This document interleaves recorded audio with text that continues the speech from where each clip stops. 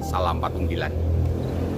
Selamat jumpa Bapak Ibu di program Resik kali ini.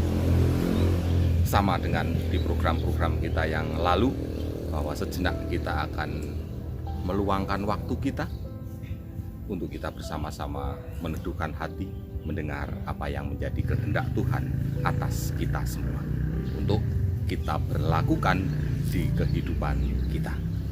Dan saat ini, sebelum kita bersama-sama masuk di dalam perenungan kita, mari kita siapkan diri dan juga hati kita di dalam doa kita. Kita berdoa. Terpujilah namamu ya Tuhan kekal selama-lamanya, karena segala kebaikan-Mu atas kami, memberikan waktu bagi kami untuk melakukan banyak karya dan aktivitas. Dan terlebih Bapa, saat ini pun kami juga mendapatkan waktu khusus dari Tuhan untuk kami boleh mendengar suara Tuhan di keteduhan hidup kami saat ini.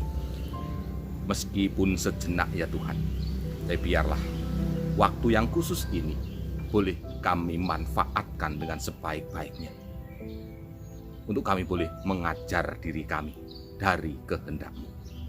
Terangi, berkati, dan mampukan kami untuk melakukan apa yang menjadi kehendak-Mu atas kami.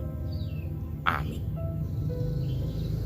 Bapak Ibu, saudara-saudara terkasih di dalam nama Tuhan Yesus Kristus, mari untuk renungan kita saat ini saya akan membaca dari Injil Markus pasalnya yang ke-6. Saya akan membaca Injil Markus pasal 6 ayat yang ke-4.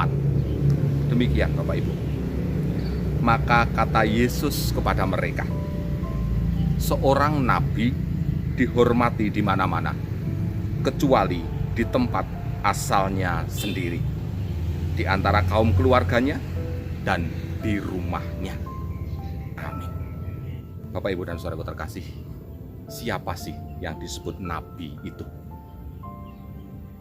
Nabi sesungguhnya adalah seorang yang diutus Tuhan.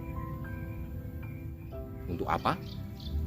Untuk memperingatkan saudara-saudaranya, untuk memperingatkan sesamanya ketika sesamanya ini melakukan sesuatu yang tidak berkenan bagi Tuhan. Jadi fungsi kenabian sesungguhnya adalah fungsi untuk mengingatkan orang lain. Dan memang benar Bapak Ibu, bahwa ketika kita sendirilah yang melakukan sesuatu yang salah, sesuatu yang tidak berkenan bagi Tuhan, maka ketika kita diingatkan oleh orang lain, oleh seorang nabi yang datang kepada kita, seringkali justru kita sakit hati. Inilah yang disebut dengan penolakan kehadiran seorang nabi. Bapak Ibu, Tuhan Yesus juga pernah mengalami hal yang semacam itu. Tuhan Yesus pernah ditolak di tengah-tengah keluarganya ketika melakukan dan menjalankan fungsi kenabiannya. Sehingga seperti yang tertulis di bacaan kita, Tuhan mengatakan seorang nabi tidak dihormati di mana-mana, bahkan di keluarganya sendiri. Ketika hal-hal yang semacam itu, penolakan atas peringatan terjadi atas kita, maka ada sebuah akibat yang sungguh-sungguh fatal. Sama seperti yang terjadi pada zaman Tuhan Yesus. Ketika Tuhan Yesus ditolak, maka Tuhan Yesus sama sekali tidak melakukan karya apapun di tempat itu. Hal yang semacam ini Bapak Ibu, jangan pernah terjadi atas kita. Jangan pernah menolak ajaran, jangan pernah menolak peringatan dari orang lain. Mari ketika orang lain mengingatkan kita, kita pun menerimanya dengan sukacita untuk memperbaiki diri kita dan hidup kita semakin hari semakin berkenan bagi Tuhan. Amin. Kita berdoa.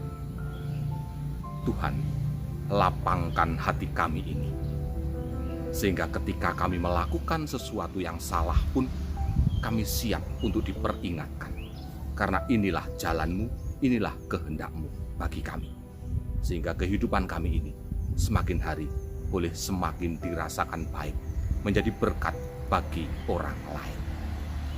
Terima kasih Tuhan atas nasihat-Mu saat ini. Amin.